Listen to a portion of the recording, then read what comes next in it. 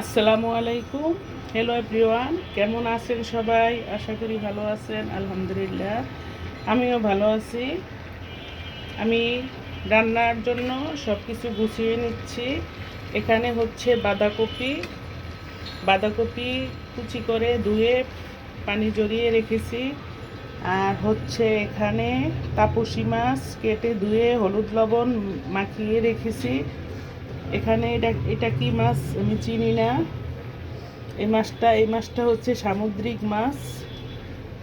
এই মাছটার নামটা আমার মনে নেই। কালকে যে এনেছে তখন গায়ে লেখা ছিল প্যাকেটের, কিন্তু প্যাকেট ফেলিয়ে দিয়েছি, তাই আমার মনে নেই মাছটার নামটা। আপনারা আমার কমেন্টসে জানাবেন, কমেন্ট করে এটা কি মাছ।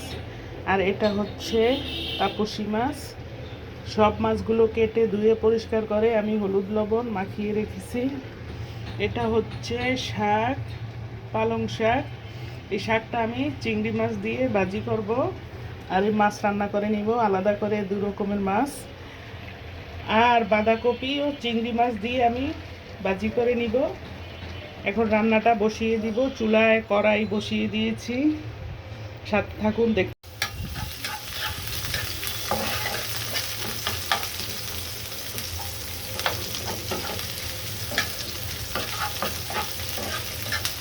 বাঁধাকপি রান্নার জন্য আমি চুলাতে ফ্রাই প্যান বসিয়ে দিয়ে আমি পেঁয়াজটা ভেজে নিচ্ছি।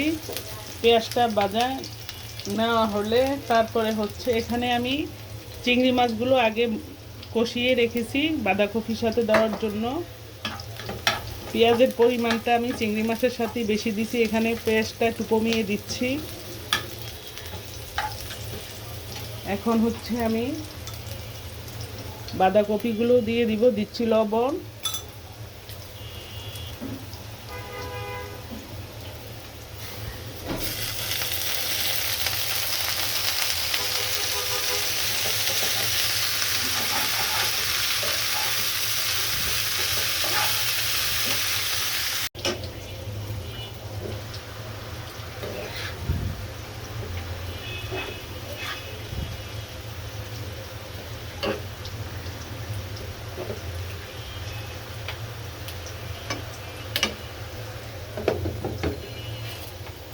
এই চুলায় হচ্ছে আমি শাকটা বসিয়ে দিচ্ছি কড়াইতে তেলে পেঁয়াজ ভেজে নিয়ে এখন হচ্ছে আমি পালং শাকটা ভেজে নিব।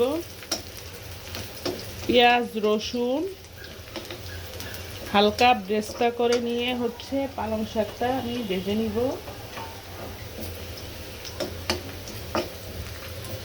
পেঁয়াজটা হালকা ব্রেস্তা হয়ে গিয়েছে, এখন হচ্ছে আমি পালং শাকটা দিয়ে দিব।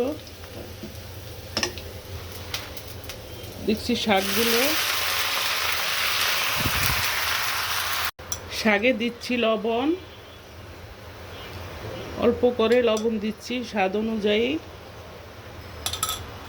তারপরে হচ্ছে দিচ্ছি, এখানে আমি কাঁচা মরিচ দিব না, আমি এখানে বোম্বাই মরিচ দিয়ে দিব শাকের সাথে অল্প করে।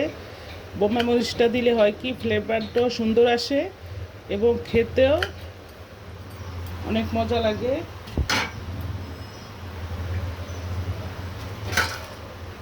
কিছুক্ষণের জন্য ঢাকনা দিয়ে ঢেকে দিয়েছি।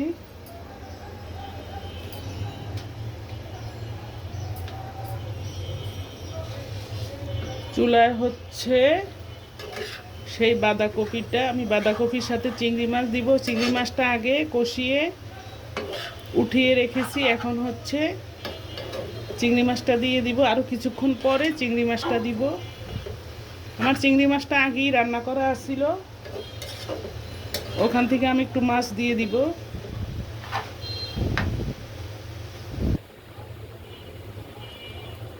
আবার কিছুক্ষণের জন্য ঢেকে দিয়েছি।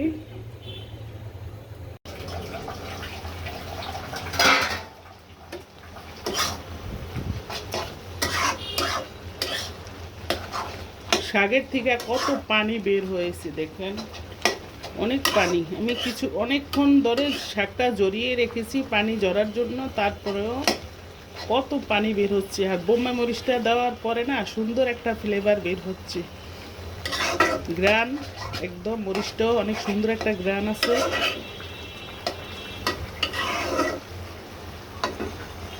এই চুলায় হচ্ছে আমার সেই বাঁধাকপি ভাজি। এখন হচ্ছে আমি বাঁধাকপির সাথে চিংড়ি মাছ দিয়ে দিব।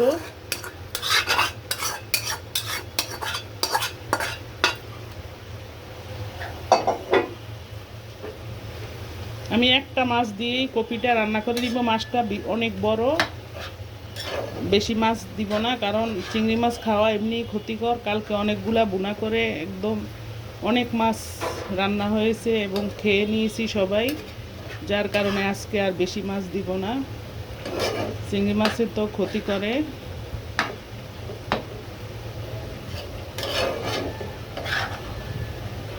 এখন হচ্ছে ঢাকনা দিয়ে আবার কিছুক্ষণের জন্য ঢেকে দিব। এখানে একটা শুকনা মরিচ দিয়ে দিচ্ছি।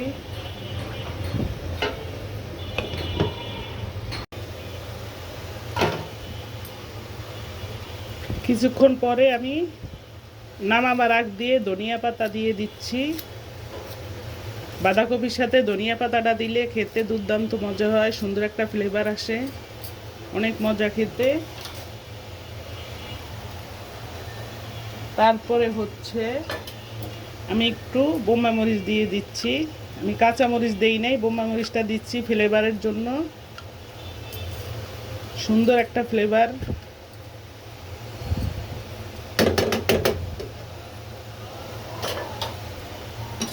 এখন হচ্ছে নেড়ে চেড়ে দিচ্ছি। বাঁধাকপির মেন উপাদান হচ্ছে ধনিয়া পাতা। ধনিয়া পাতা দিয়া বাঁধাকপি এভাবে ভাজি করে খেয়ে দেখবেন, সেই রকম মজা।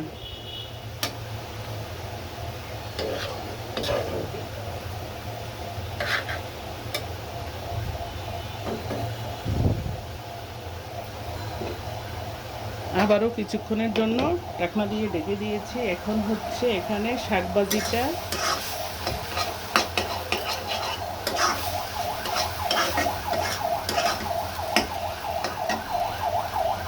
শাকের সাথে আর একটু মরিচ দিচ্ছি। মরিচটা এত সুন্দর ফ্লেভার,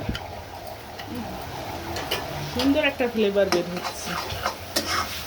ঝাল কম কিন্তু ফ্লেভারটা অনেক সুন্দর।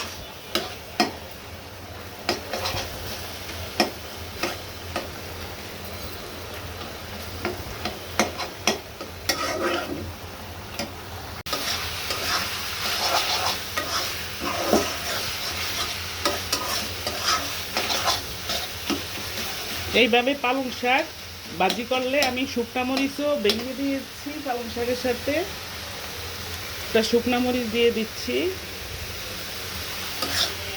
বোম্বাই মরিচ এবং শুকনা মরিচ দুই রকমের মরিচ দিয়ে আমি শাকটা রসুন পেঁয়াজ দিয়ে ভাজি করে নিয়েছি।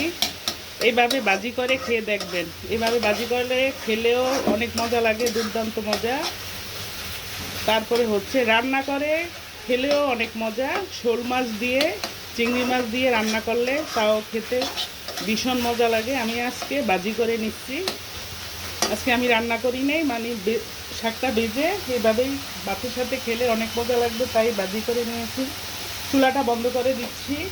শাকটা আমার রান্না হয়ে গিয়েছে। এই চুলায় হচ্ছে আমার সেই বাঁধাকপিও ভাজি করা হয়ে গিয়েছে। এখন এই চুলাও বন্ধ করে আমি মাছ বসিয়ে দিব। আমার বাঁধাকপিটাও ভাজা করা হয়ে গিয়েছে। আজকে হচ্ছে দু রকমের ভাজি আর হচ্ছে দু রকমের মাছ রান্না। তাহলে আমার সাথে থাকুন, দেখতে থাকুন, কোথাও যাবেন না। সুপ্রিয় দর্শক, আমি এই চুলে একটা কড়াই বসিয়ে দিচ্ছি।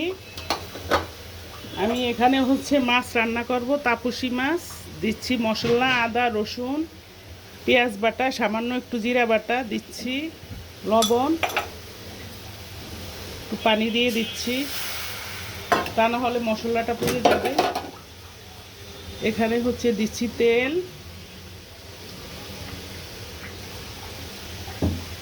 এখন গুঁড়া মশলাগুলো দিয়ে দিব।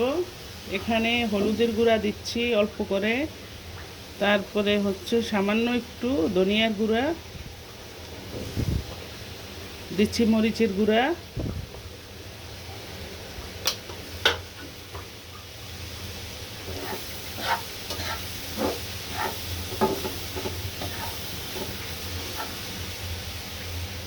নেড়ে চেড়ে দিচ্ছি।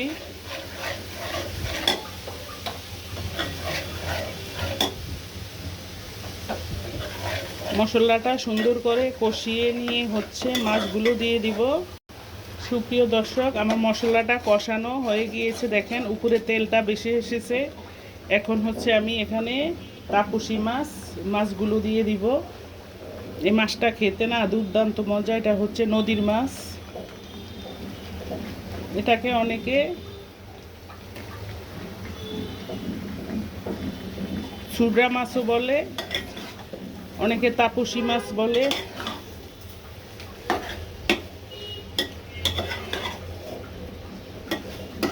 এভাবে কষিয়ে হচ্ছে সামান্য, এই মাছটা একদম নরম মাছ, সামান্য একটু পানি দিব, বেশি নাড়াচাড়া দেওয়া যাবে না, এটা একদম নরম মাছ। এখন হচ্ছে আমি একটু পানি দিয়ে দিচ্ছি সামান্য করে। এভাবে আলতো হাতে নেড়ে চেড়ে দিতে হবে, কারণ এটা একেবারেই নরম মাছ। এই মাছটা নদীর, এই মাছটা খেতে অনেক মজা, অনেক। তাছাড়া মাছটা একদম তাজা টাটকা ছিল।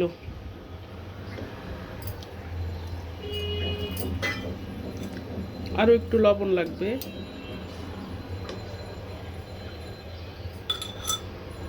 এখন হচ্ছে রান্না করে নিব। এই পর্যায়ে এসে আমি মাছের সাথে একটু ধনিয়া পাতা দিয়ে দিব।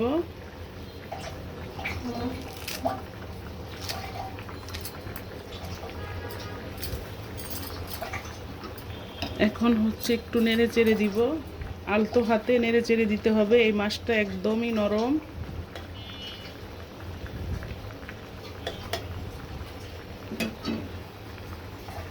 এভাবে ধরে এভাবে একটু ডুলিয়ে দিচ্ছি।